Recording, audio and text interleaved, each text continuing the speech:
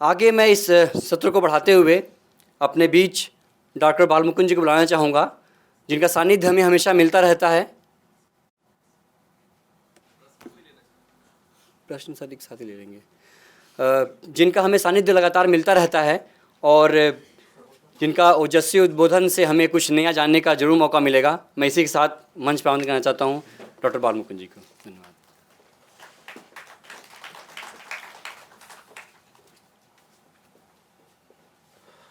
भारतीय इतिहास अनुसंधान परिषद के अध्यक्ष,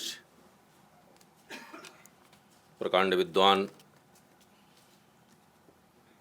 हम सबके प्रेरणा स्रोत प्रोफेसर जामखेडकर जी, गोरखपुर विश्वविद्यालय के प्रोफेसर, गोरक्ष प्रांत के इतिहास संकलन समिति के अध्यक्ष, जिनके सानिध्य में मेरी पढ़ाई भी हुई है, ऐसे प्रोफेसर हिमांशु चतुर्वेदी जी, भारतीय इतिहास अनुसंधान परिषद के सदस्य सचिव प्रोफेसर कुमार रत्नम जी, सम्मुख बैठे अनुसंधान परिषद के परिवार के सदस्यगण, आगंतुक भैया बहनों, प्रथम सत्र में 2 आधिकारिक विद्वानों को हमने सुना है और इस सत्र में भी प्रोफेसर हिमांशु चतुर्वेदी को हमने जिस गहराई और गंभीरता से अध्ययन का हम साक्षी बने हैं, हमारे बाद फिर श्रीमान जामखेडकर जी को सुनना है। इस बीच में मेरे जैसा व्यक्ति क्या बोले, लेकिन आपका स्नेह है तो खड़ा किया गया है। कुछ कथा कहानियों के माध्यम से अपनी ड्यूटी मैं पूरा करूंगा। विषय है जीवन और लक्ष्य। तो सुबह से लेकर अब तक के सत्र में तो स्पष्ट हो गया कि स्वतंत्र वीर सावरकर के जीवन का उद्देश्य संघर्ष था और लक्ष्य स्वतंत्रता की प्राप्ति थी। इसके अलावा शायद उन्होंने और कोई काम पर ध्यान नहीं दिया होगा। जो विवाद है उनका, वो विवाद है 1857 के प्रथम स्वतंत्रता संग्राम की पुस्तक, जो ऐसे वादियों को जिन्हें लेफ्ट कहा जाता है, और मैं कहता हूं कि लेफ्ट वही होता है जो राइट नहीं होता। अगर वो राइट होता तो लेफ्ट नहीं होता। और वो इधर 2-3 दिन पहले एक सुप्रीम कोर्ट का जजमेंट से बहुत स्पष्ट हो गया है। अभी बहन पूछ रही थी कि जो आर्गुमेंट किए हैं राम जन्मभूमि के विरोध में, उनके आर्गुमेंट का अब क्या होगा। वकील तो हाथ झाड़ लेता है कि मैंने पैसा लेकर बोला था, लेकिन तथाकथित जो इतिहासकार हैं या कुछ बाचाल पत्रकार हैं, उन्होंने जो अपने मुंह फाड़ते रहे 40 वर्षों से, उनका क्या होगा। वो क्या आर्गुमेंट करेंगे। ये समस्या उनके सामने है। तो उन लोगों को पहली परेशानी है कि 1857 को प्रथम स्वतंत्रता संग्राम क्यों कहा गया। दूसरी परेशानी है कि जब सारे क्रांतिकारियों के चरित्र को समतुल्य रखा जाता है तो वीर सावरकर की पलड़ा बहुत भारी हो जाता है। उसके सामने कोई टिकता ही नहीं।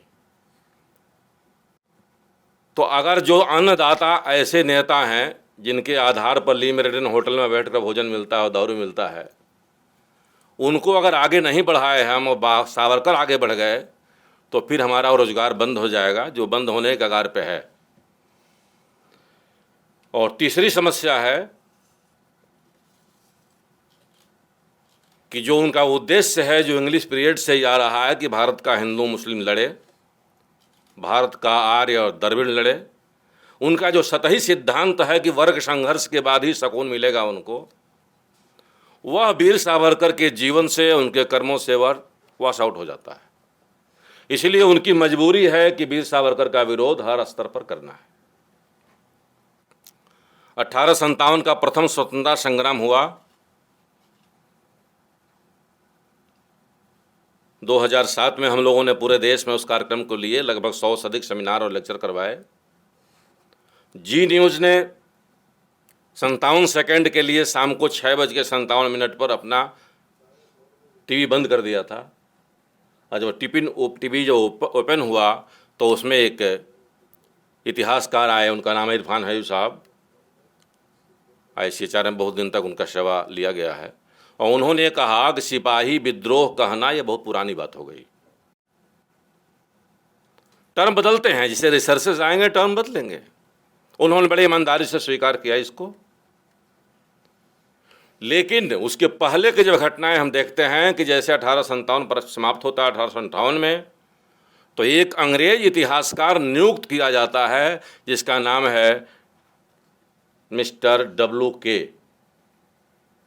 और उससे कहा जाता है कि 1857 का इतिहास लिखना है, क्योंकि उस 1857 के इतिहास का जो विश्व पर प्रभाव पड़ा था, जो इंग्लैंड की सत्ता तक डगमगा गई थी, भारत में सत्ता का परिवर्तन हुआ था और देश एक दूसरे दिशा में खड़ा था कि हिंदू मुसलमान यहाँ मिल करके अंग्रेजों को भगाने का कितना बड़ा प्रयोग कर दिए थे। इसलिए वो मिस्टर WK के द्वारा जो पुस्तक लिखी जान रही थी, लेकिन भारत का भाग्य है 1 साल के अंतर्गत ही गोलोकवासी हो गए, तो उनके जगह फिर मैलेसन को लगाया गया, और के और मैलेसन दोनों को मिलाकर 2 वॉल्यूम पब्लिश हुआ जो पब्लिक में नहीं आ पाया। शायद उस पर बहुत काम सर जानते होंगे, आ नहीं पाया। लेकिन 1860 में ही जिसको सर की उपाधि प्राप्त थी, ऐसे सर सैयद अहमद खान ने अपना वक्तव्य दिया, और 1888 में तो बाज़ाब्ता उन्होंने लेक्चर दिया कि यह 1857 का प्रथम स्वतंत्रता संग्राम इसलिए हो पाया है कि अंग्रेजों ने 2 गलतियां की हैं, और ये गलती ये की है कि एक ही बैरक में हिंदू और मुसलमान दोनों सिपाहियों को रखा है, और दूसरी गलती की है कि एक ही स्कूल में एक ही मुदर्रिस के द्वारा एक ही मदरसे में हिंदू मुसलमान दोनों पढ़ रहे हैं, दोनों में एका हो रहा है। अगर ऐसा रहा तो भारत में अंग्रेजों को रहना बहुत मुश्किल हो जाएगा। और वो कहता है कि भारत में हिंदू और मुसलमान 2 राष्ट्र है, ये 2 राष्ट्र का सिद्धांत प्रतिपादित करता है। 1883 में जन्मे वीर सावरकर, उसके पहले स्वामी विवेकानंद, उसके पहले स्वामी दयानंद, मुंजे, परांजपे, भीमराव अम्बेडकर, डॉक्टर हेडगेवार, एक फौज खड़ी होती है जिस देश को परम वैभव ले जाने के लिए संकल्पित है। बाल मन में ये समझ में आता है कि यह 1857 एक ऐसा घटना है जो भारत को वर्षों तक मार्गदर्शन दे सकता क्रांतिकारियों को। बाकी सारे चर्चाएं, मित्रमंडल का शपथ और मित्रमंडल के कार्य, जो 10 साल के बालक के मन में उपजता है, जो जन्मजात क्रांतिकारी हैं, जब इंग्लैंड बैरिस्टर की पढ़ाई पढ़ने जाते हैं और 6 महीना का समय उनको मिलता है क्लास प्रारंभ होने के बीच में, तो 1500 अंग्रेजी एविडेंसेस के आधार पर 1857 प्रथम स्वतंत्रता संग्राम नामक पुस्तक पब्लिश होती है। मैडम कामा का और श्यामजी कृष्ण वर्मा का बहुत बड़ा सहयोग है उसमें।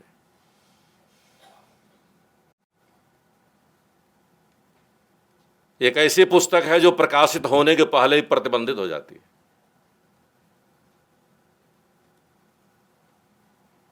किसी तरह से वो भारत में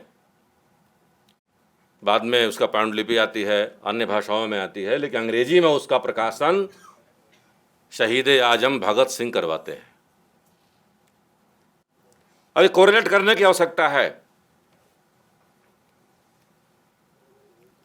मदन लाल धिंगरा के मन में ये विषय आता है कि लॉर्ड कॉर्नवालिस को मारना चाहिए, लॉर्ड कर्जनवालिस को, और वो जाकर मारता है। उसकी बहुत सारी कहानियां हैं, बहुत अंदर जाने की ज़रूरत नहीं है, लेकिन वो मारता है और मारने के बाद जो समाचार पत्रों में या एक पुस्तक की किसी भूमिका में एक पत्र जो वीर सावरकर लिखते हैं उसके आधार पर उनको सजा होती है। लेकिन सजा होती है वहाँ, जाना है भारत में। ये समाचार सुनते ही मैडम कामा से वो कहते हैं कि फ्रांस के तट पर हम मिलेंगे। कितना आत्मविश्वास है। और नासिक में पैदा होने के कारण तैरने का जो लाभ है उसका लाभ उठाते हैं। और पानी के जहाज में जो शौचालय है, शौचालय में शीशा लगा हुआ है जिससे बाहर से वॉच किया जा रहा है कि जो शौचालय में गया है वो कोई खुरापात तो नहीं कर रहा है, लेकिन अपना गाउन उतार करके उस ग्लास पर लटका देते हैं। और पहले से अंदाज लग गया है उनको कि हमारा पतला शरीर है, मैं बाहर निकल जाऊंगा। वो बाहर निकलते हैं। बाहर निकलने की सूचना हो जाती है, उनके ऊपर पहले रिवॉल्वर से फिर राइफल से गोलियां मारी जाती हैं। तैरते हुए तैर के फ्रांस के तट पर पहुंचते हैं और उनको लगता है कि फ्रांस इंग्लिश का भूमि नहीं है, इसलिए इंग्लिश को हमको यहाँ गिरफ्तार करने का अधिकार नहीं है। वो दौड़ के जाते हैं, सिपाहियों से मिलते हैं और कहते हैं मुझे गिरफ्तार कर लो, लेकिन भाग्य साथ नहीं देता। और कई लोगों का तो कहना है कि कुछ सिपाहियों ने घूस दे करके या फ्रांस उस समय इंग्लैंड का मित्र राष्ट्र होने के कारण से, लेकिन तत्काल क्या हुआ होगा और सावरकर जी पकड़े जाते हैं। उनका दोबारा 2 आजीवन कारावास होता है। हमको नहीं लगता कि इस प्रकार का चरित्र का क्रांतिकारी जो बाद में कोई प्रधानमंत्री हुआ होगा, कोई राष्ट्रपति हुआ होगा, किसी के नाम पर शिक्षा दिवस, किसी के नाम पर शिक्षक दिवस, किसी के नाम पर बाल दिवस, किसी के नाम पर पत्नी दिवस हुआ होगा, बहुत सारा। लेकिन इस प्रकार का कठिनाई का सामना करते हुए कोई अपने फायदे के लिए या अपने किसी एम के लिए, एम और उद्देश्य एक ही है कि भारत माता परतंत्र है और इसको स्वतंत्र करना है। नमस्तुते सिद्ध महामंगले शिवास्पदे शुभदे का एक राष्ट्रगीत का निर्माण करते हैं। विदेश में मैडम कामा के सहयोग से भारतीय ध्वज को फहराने का काम उस समय किया जाता है। भारत में नहीं, इंग्लैंड में जाकर के और इंडिया हाउस में इस प्रकार का पराक्रम करने वाला कोई व्यक्ति, कोई पढ़ा लिखा व्यक्ति जिसको 5000 कविता लिखने का श्रेय प्राप्त है, 1857 प्रथम स्वतंत्रता संग्राम जैसे बुक लिखने का जिसकी क्षमता है, वह आदमी कोई ऐसा नहीं है कि कोई लेमैन है या कोई उचक्का है या कोई चोर है और कोई ऐसा बदमाश है अंग्रेजों के खिलाफ गोली मार रहा है, ऐसा को नहीं है। अंडर एस्टिमेट किया गया। अंडमान के जेल में लाकर उनको भरा डाला जाता है। वहाँ पर वेरी नाम का जेलर है। जैसा राघवेंद्र जी ने भी कहा, बाकी लोगों ने भी कहा कि वहाँ जितने सिपाही हैं वो सब पठान हैं और बड़े पैमाने पर करवंजन हो रहा है वहाँ कि जो भी वहाँ कैदी मुसलमान महामंडन से स्वीकार कर लेता है उसकी पिटाई थोड़ी कम होती है। लेकिन इनका संबंध सबसे है। ताजुब की बात है कि पूरे जेल में 100% कैदियों ने इनके छुड़ाने के लिए पिटीशन दाखिल किया था। चर्चाएं उनके, कभी हम लोग बहुत पहले देखे थे, एक फिल्म थी वीर सावरकर, कभी आप भी देखें। हमको नहीं लगता कोई भी ऐसा हो जिसको रुमाल ना निकालना पड़ जाए उस पिक्चर देखने के बाद। जेलर वेरी कहता है कि देखो ये 52 नंबर की कोठरी है, इसके नीचे फांसी घर है, डेड बॉडी इधर से जहाँ जाती है, कभी जाकर देखिए। और प्रतिदिन तुमको देखना है और सामने देखो वेरी का कमरा है, वो 24 घंटे तुम्हारे ऊपर नज़र रखेगा क्योंकि तुम डेंजरस कैदी हो। जब गणेश दामोदर सावरकर की पिटाई होती है, उनकी आवाज़ आती है भारत माता की जय वंदे मातरम, तो इनको लगता है कि तो बड़े भाई का आवाज़ है। जब एप्लीकेशन करते हैं कहते हैं कि यहाँ पर किसी कैदी से किसी को मिलने का कोई अधिकार नहीं है और तुम तो डेंजरस कैदी हो, किसी से मिल ही नहीं सकते। 6 महीना तक पता नहीं चला उनको कि मेरा भाई भी इसी जेल में है। एक चिट्ठी वहां से जाती है तो 8 महीने के बाद प्राप्त होता है कि आपका पुत्र प्रभाकर चला गया है, उसकी मृत्यु हो गई। एक ही मात्र पुत्र था। मानसिक यातनाएं, शारीरिक यातनाएं, कोड़ों से पिटाई हो रही है। खाना खाने के पहले हाथ धोने का पानी नहीं मिलता, हाथ धोने का पानी नहीं मिलता है खाना खाने के पहले। उसके लिए एप्लीकेशन करते हैं। वो बैरिस्टर थे, वो लगभग लगातार एप्लीकेशन करते हैं। उनका जो राइट है कि हम राजनीतिक कैदी हैं, इसलिए मुझे राइट है, मैं लिखूंगा, वो बात करते थे, लेकिन वो तो कुछ सुनता ही नहीं था। यातनाएं मिलनी है उनको, इसीलिए 30 पाउंड नारियल का तेल रोज पेर के निकालना है कोल्हू से। एक दिन अस्वस्थ हो जाते हैं, बीमार हो जाते हैं, गिर जाते हैं,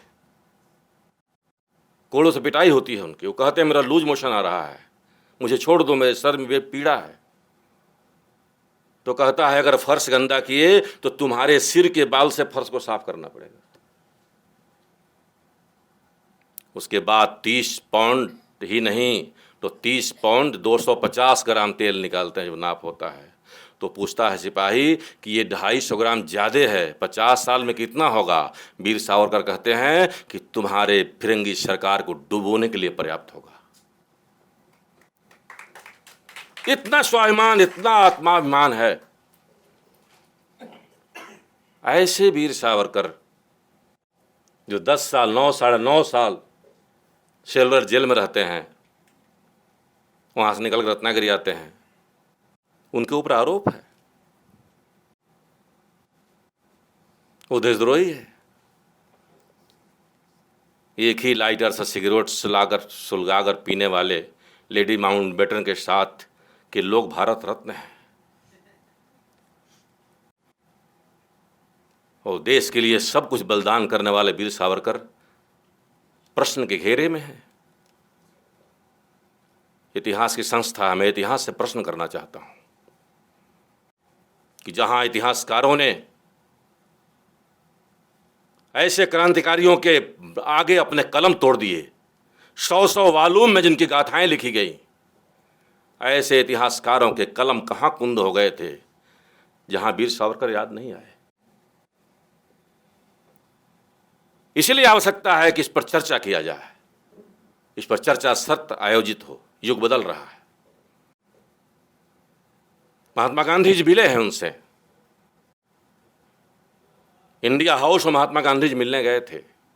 महात्मा गांधी जी 1901 में भारत आए थे, आप सबको पता होगा। उसमें महात्मा गांधी जी रेड इंडियन का संघर्ष अफ्रीका में लड़ रहे थे, साउथ अफ्रीका में, और आए और यहाँ स्थापित कांग्रेस जो अंग्रेजों के रहमो करम पर स्थापित थी। माननीय सतीश मित्तल जी की पुस्तक है कांग्रेस अंग्रेज भक्ति से राजसत्ता तक, 50 वर्ष की कहानी। महात्मा जी ने एप्लीकेशन किया कि वहां पर जो रेड इंडियन है उनकी जो दुर्दशा है उसके विषय में मैं कांग्रेस में विषय रखना चाहता हूं। आज अभिव्यक्ति की स्वतंत्रता की बात करने वाले लोग, महात्मा गांधी जी को चांस नहीं मिला। जो बहुत रिक्वेस्ट किया उन्होंने तो कहा कि आपको 2 मिनट समय मिलेगा या 5 मिनट मिलेगा, पहले स्क्रिप्ट लिख कर दीजिए, क्या आप बोलेंगे, समिति तय करेगी, अगर बोलने लायक होगा तो आपको बुलाया जाएगा। महात्मा जी को लगा कि हमारे गुजारा यहाँ नहीं है, वो चले गए थे वापस। फिर उस श्याम जी कृष्ण वर्मा से और वीर सावरकर से मिले थे। कुछ उपद्रवी पत्रकारों का यूट्यूब पर सुनिए तो उनको लगता है कि जब मिलने गए थे तो कैसे वो मछली भून रहे थे, कैसे झींगा भून रहे थे, कैसे बनावट, क्या बात हुई यह नहीं समझ में आता। लेकिन मेरे समझ में जो आया कि उसके बाद महात्मा जी को लगा कि भारत के लिए कुछ करना है, और उन्होंने एक पुस्तक लिखी थी, ग्राम स्वराज्य, जो वास्तव में भारत का चित्र महात्मा जी ने देखा था। और दूसरी मुलाकात महात्मा जी से जब हुई थी वीर सावरकर की,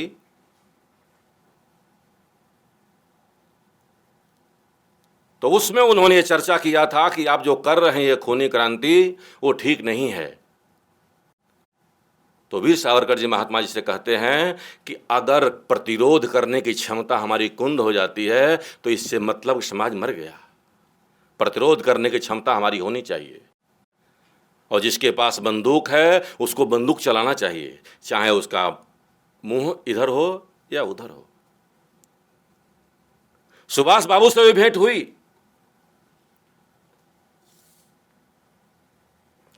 22 मई 1940 को सुभाष बाबू उनके पास गए थे। सुभाष बाबू ने बात किया उनसे। चूंकि सावरकर जी बहुत सीनियर थे, इसलिए वो ठीक से बात करते थे, उनका कॉन्सेप्ट बहुत क्लियर था। सुभाष बाबू से कहा उन्होंने कि गिरफ्तार होना कोई देशभक्ति नहीं है। अगर आप कुछ करते हैं तो गिरफ्तार हो जाएंगे, क्योंकि कांग्रेस से तो आप बाहर हो गए हैं। क्योंकि उनसे मिलने के पहले सुभाष बाबू जिन्ना से मिलने गए थे, जो जिन्ना पूरे तरह से चर्चिल के गिरफ्त में था उस समय, और चर्चिल के माध्यम से भारत का विभाजन करके प्रधानमंत्री बनने के उसके ख्वाब देख रहे थे। और लोग भी देख रहे थे, लेकिन वो भी देख रहा था। तो जिन्ना कहता है कि मैं किसी हिंदू नेता से बात करना चाहता हूं भारत के विषय में, और चूंकि और कोई हिंदू नेता नहीं है इसलिए मैं सावरकर से बात करना चाहता हूं। और यह संदेश लेकर सुभाष बाबू सावरकर के पास गए थे। क्योंकि जब सुभाष बाबू बात करने गए जिन्ना से, जिन्ना ने कहा किसकी तरफ से आए हैं आप तो कांग्रेस से हटा दिए गए हैं अध्यक्ष से। तो कहे मैं फॉरवर्ड ब्लॉक की तरफ से बात करने आया हूं। तो कहता है कि फॉरवर्ड ब्लॉक और कांग्रेस में मैं बहुत अंतर नहीं समझता, अगर मैं बात कर सकता हूं तो सावरकर से कर सकता हूं।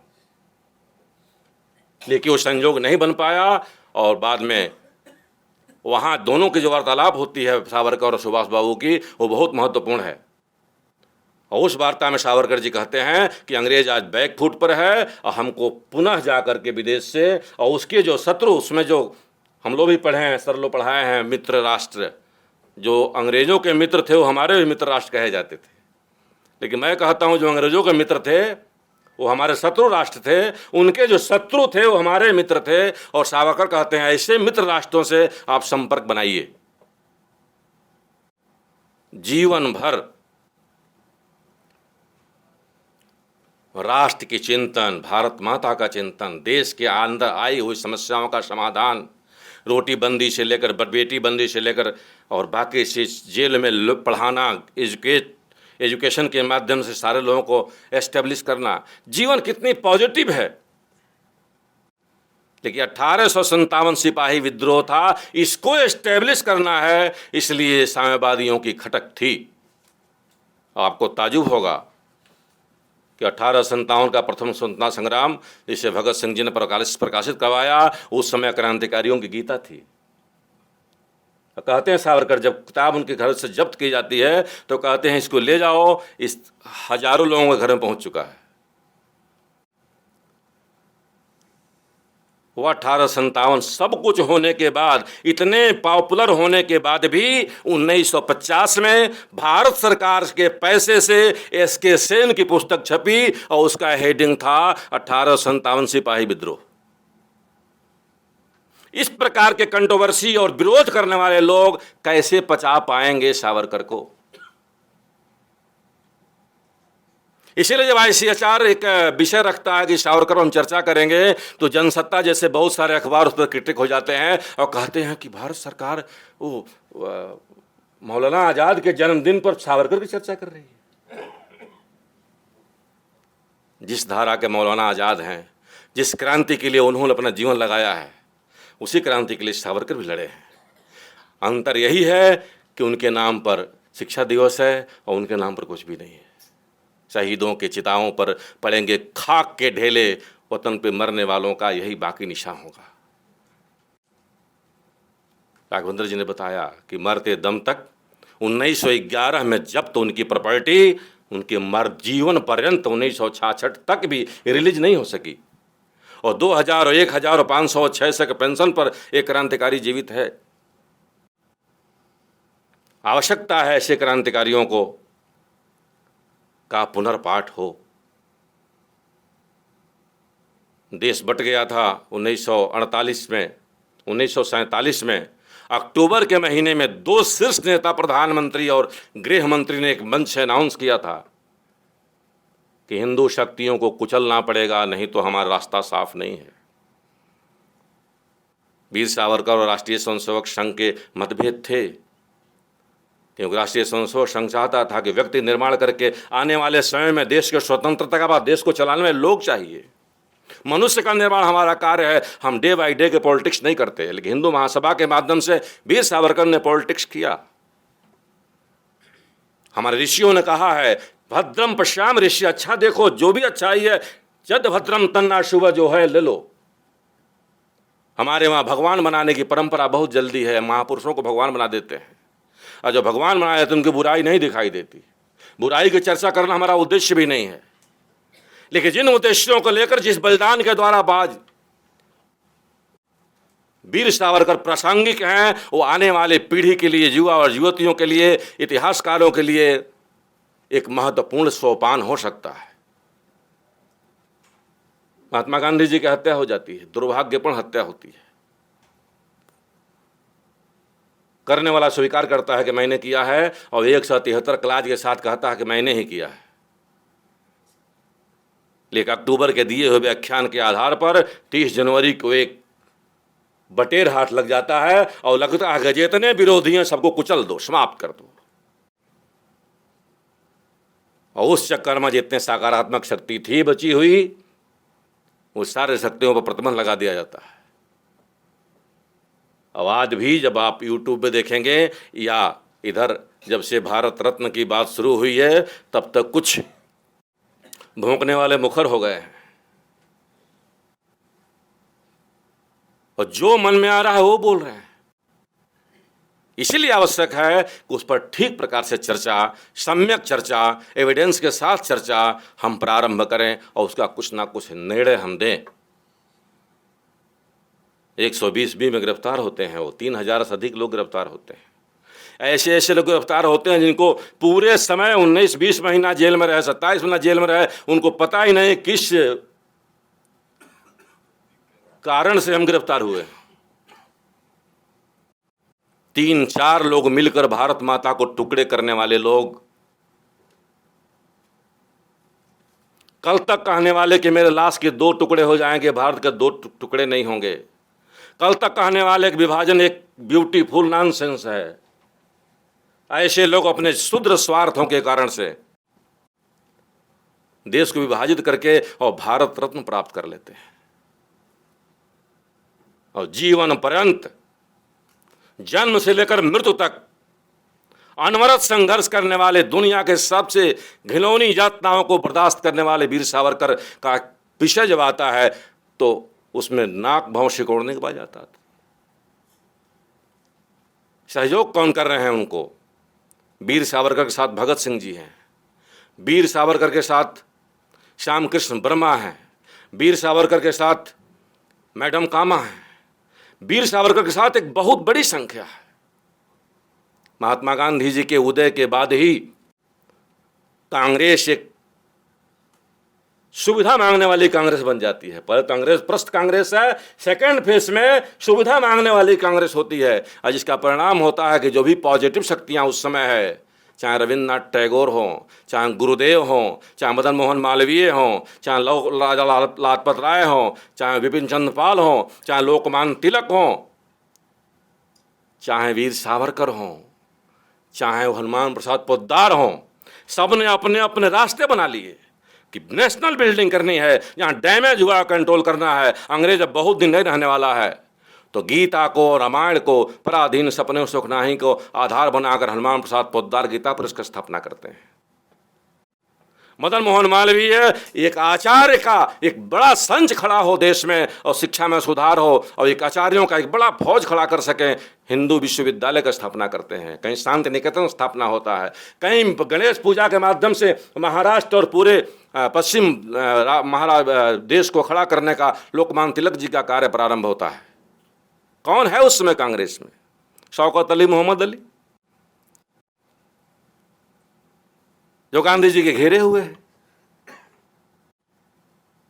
ऐसी स्थिति में अगर वीर सावरकर क्षमा मांग करके भी बाहर निकले हैं तो उनका राष्ट्रीय कर्तव्य है कि जिसके कंधों पर, कांग्रेस कंधों पर पूरा देश ने अपना भार रख दिया था और अंग्रेजों से संघर्ष करने के लिए, वह सब कहीं ना कहीं सबसाइड लग रहे हैं, सब कहीं बिखरे हुए लग रहे हैं। जहां लम्मा इकबाल, रहमत अली, सर सैयद अहमद के रास्ते पर चलते हुए पूरे देश विभाजन के आग में झोंक रहे हैं, जहां 2 मतदान की बात हो रही है, ऐसे में वीर सावरकर जो 1857 के प्रथम स्वतंत्रता संग्राम पुस्तक में हिंदू मुस्लिम एकता के आधार पर भारत को स्वर्णिम भविष्य का सपना देख रहे हैं, वो कहीं ना कहीं टूटते हैं, कहीं ना कहीं व्यथित होते हैं। इसीलिए आवश्यक है कि वीर सावरकर का पुनर्पाठ होना चाहिए।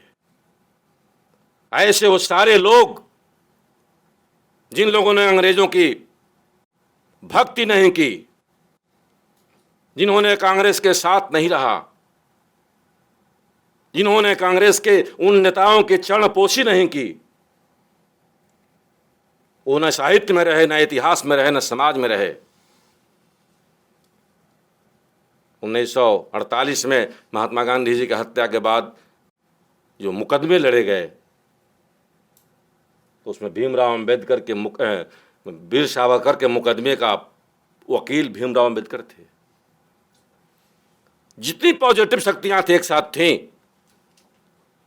लेकिन दुर्भाग्य से षड्यंत्र पूर्वक देश के साथ धोखा हुआ, देश विभाजित हुआ, उससे कहीं ना कहीं मन से वीर सावरकर टूटे। लेकिन अंत समय तक भाषा शुद्धि के माध्यम से और बाकी व्यवस्थाओं के माध्यम से जीवन पर्यंत भारत माता के अर्चन में जिन्होंने अपना जीवन लगाया, ऐसे हजारों की संख्या में छोटे बड़े क्रांतिकारी हमारे हैं जो हमारे इतिहास के पन्नों से बाहर हैं। हमको लगता है आवश्यकता है, और मैं बहुत बहुत ही बधाई और धन्यवाद देता हूं ICHR को, यहाँ के लोगों को, जिनकी कल्पना में ये बात आई है कि ऐसे भूले बिसरे हमारे जो चरित्र हैं, जो योद्धा हैं, जिनके साथ इतिहास ने न्याय नहीं किया है, उनके साथ न्याय हो, और वह आज प्रासंगिक हैं। आज देश की युवा, युवती और भविष्य ऐसे नेताओं के माध्यम से देश का निर्माण करने के लिए अग्रसर हो रहा है। इतने बड़े बड़े प्रोफेसर्स, आचार्यों के सुनने के बाद मेरी टूटी फूटी कहानी आपने सुनी, और ICHR ने मुझे बुलाने का जहमत लिया। इसके लिए मैं आप सब लोगों को धन्यवाद देते हुए अपनी बात समाप्त करता हूँ।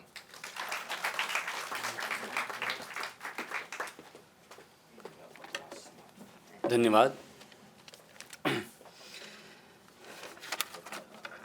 जिस सकारात्मकता की बात अभी भाई साहब कर रहे थे, वो शायद सावरकर जी के अंदर वो चीज़ें कूट कूट के कहीं ना कहीं भरी हुई थी। जेल में इतनी यातनाओं के बाद भी उनके मन में जो हिंदू मुस्लिम एकता और अखंडता की जो बात थी, उससे भी आगे वो उन हर चीज़ों से जो बाहर की दुनिया में हो रही थी, उन सबसे जुड़ाव रखना चाहते थे अपना, और जुड़े भी हुए थे कहीं ना कहीं। वो एक वाक़या याद आता है कि जब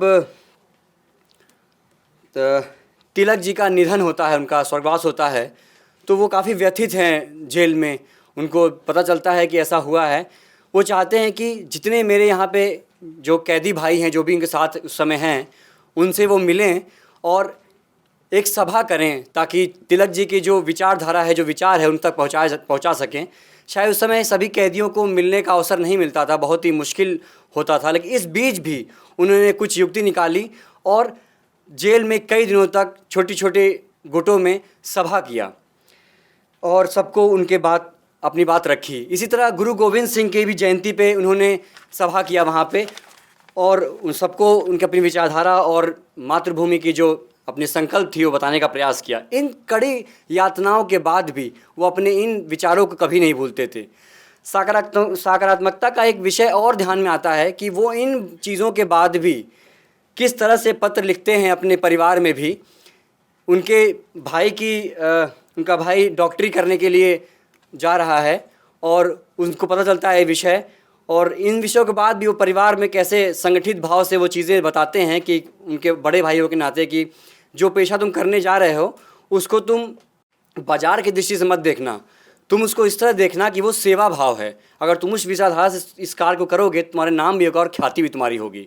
और बात रखते हैं कि वो पूछते हैं कि तुम बंगाल जा रहे हो, बंगाल के क्या हाल चाल हैं और कैसे विषय वस्तु वहाँ अलग है, और मज़े भी लेते हैं और लिखते हैं कि अगर तुम वहाँ विवाह भी कर लोगे किसी बंगाली से, मुझे बंगाली भाभी से मिल के बड़ी खुशी मिलेगी मुझे। और ये बात भी करते हैं अपने चुलबुलेपन में।